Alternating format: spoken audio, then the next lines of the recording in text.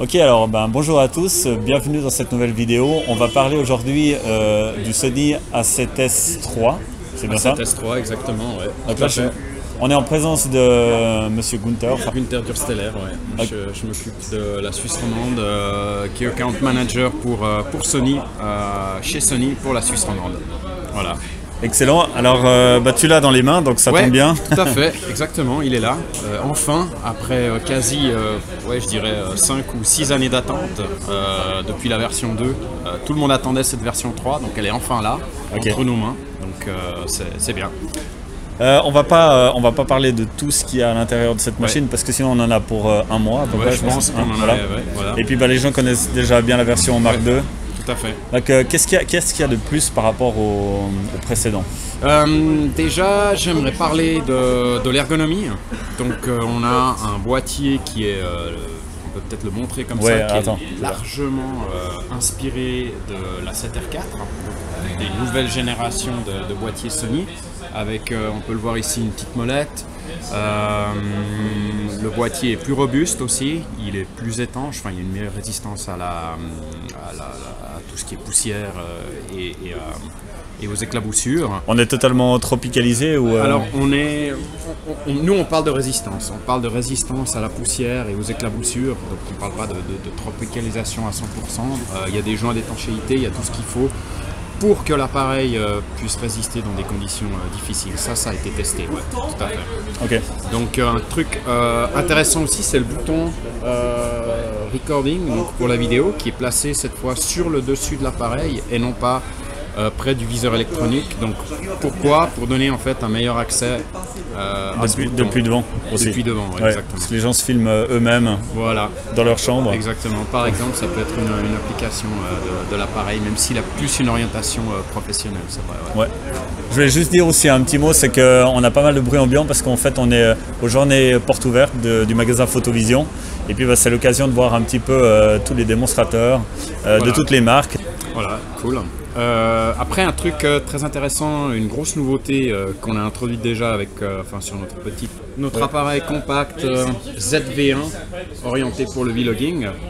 Voilà, tac, avec micro intégré, etc. Donc ça, si jamais il y a une vidéo sur la chaîne, vous pouvez aller voir la review complète sur ma chaîne. Voilà, donc on s'est inspiré de cet appareil-là pour aussi introduire un nouveau type d'écran articulé.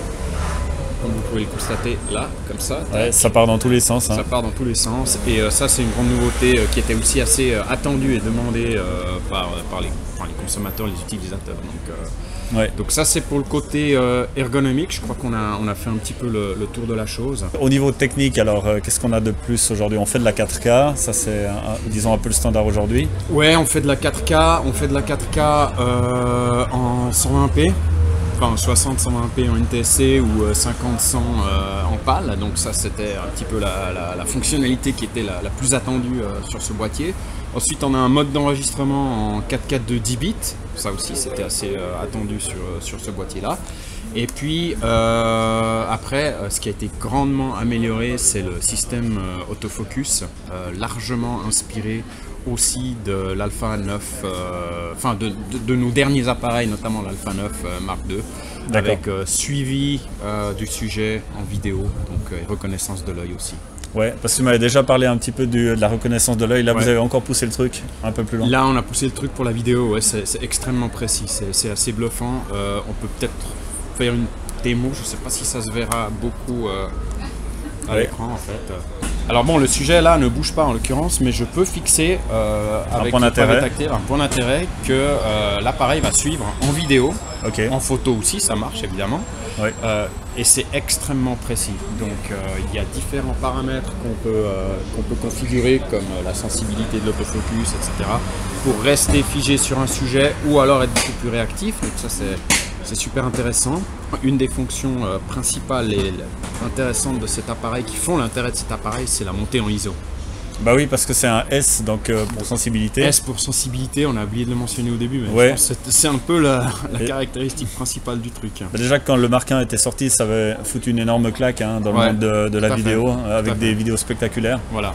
Et puis là, c'est quoi alors le maximum exploitable? C'est toujours, voilà, le maximum, C'est 409 000 ISO, exploitable. Je pense qu'on peut facilement en vidéo. Moi j'ai vu un exemple de notre ambassadeur Chris Schmidt sur une vidéo au Serengeti à 51 000 ISO en vidéo. C'est propre, hein. C'est vraiment extraordinaire. C'est incroyable. Quand même, ouais. 51 000 ISO propre. C'est franchement incroyable. Donc voilà, on est sur un capteur à 12 millions de pixels, donc avec des photodiodes qui sont assez grandes, du coup on capte mieux la lumière. Et le capteur est rétroéclairé contrairement à celui du prédécesseur. Rétroéclairé, d'accord. Voilà. Ça sert à quoi en gros? En fait, c'est le positionnement des photodiodes qui sont. C'est un petit dans le circuit du processeur, les photodiodes sont placés au-dessus. Enfin, pas du processeur, du capteur, pardon. Sont placés dans un capteur traditionnel, les photodiodes sont placés tout au-dessous de la couche du capteur, alors qu'ici, elles sont placées au sommet. En fait.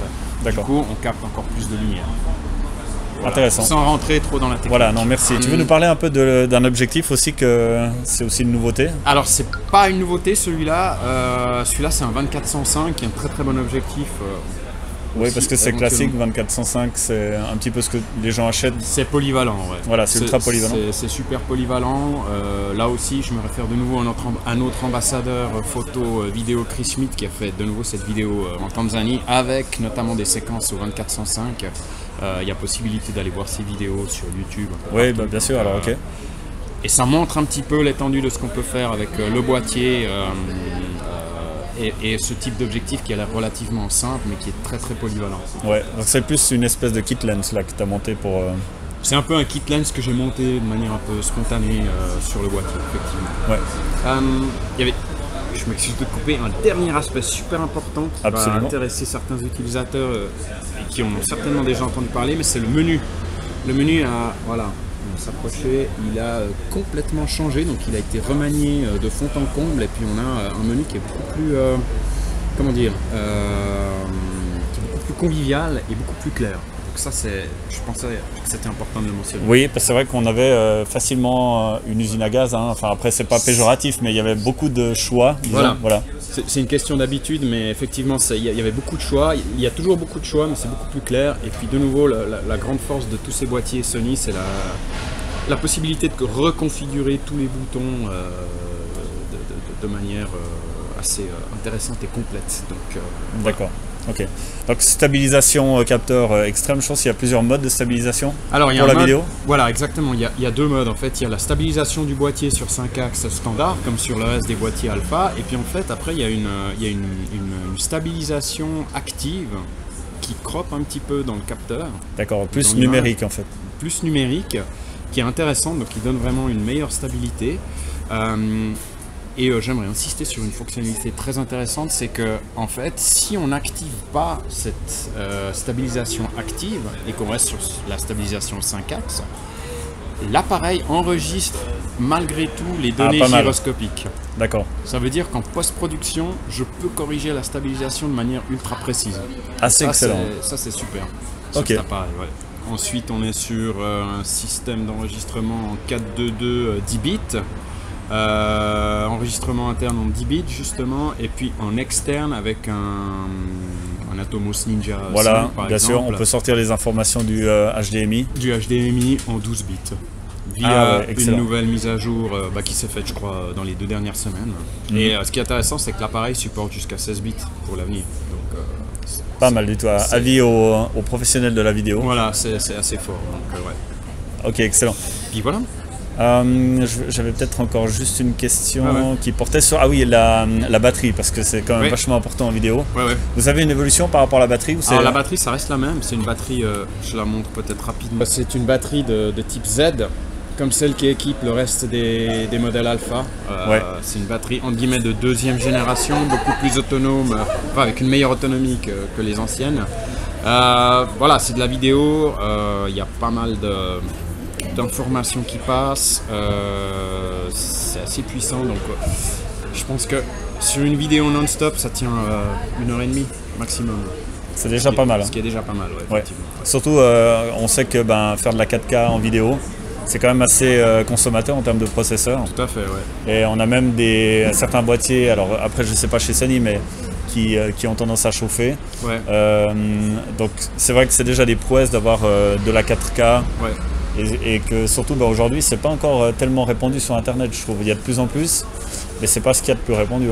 On filme assez régulièrement en Full HD, disons. Ouais, tout à fait. Ouais. Donc voilà. Et concernant la chauffe, évidemment ça va chauffer, mais on a beaucoup corrigé en fait les problèmes du 7S2 qui lui après 20-25 minutes donner un message d'erreur comme quoi il fallait éteindre l'appareil dans les 30 prochaines secondes, dans les 3 prochaines minutes, enfin peu importe. Sinon, qu'est-ce qui se passait à la fin du monde? Bah, c'était la fin du monde, ouais, c'était l'apocalypse. Donc c'était important de l'éteindre à ce moment-là. Ouais. Donc voilà, mais là, il n'y a pas de surchauffe.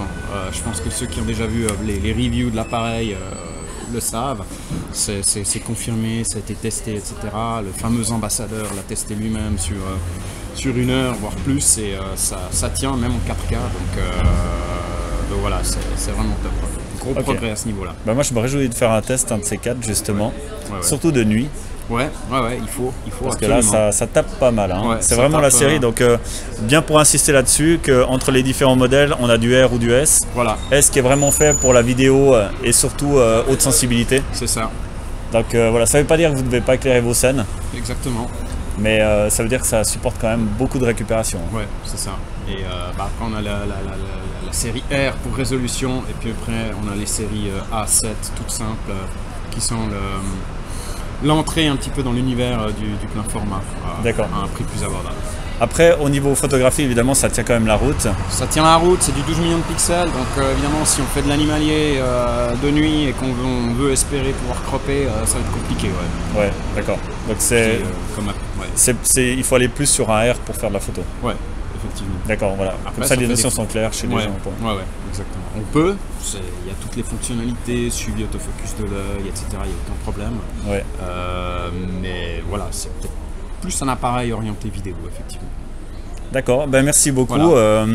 Donc c'était une vidéo qui a été enregistrée dans le cadre des Open Day de Photovision. Et puis je te remercie pour le témoignage, pour la présentation du matériel. Merci à toi. Et peut-être que je reviendrai te solliciter tout à l'heure pour un autre objectif, ou j'en sais rien, on verra bien. Pas de souci. Merci beaucoup, Ciao, merci Photovision. Merci. À bientôt.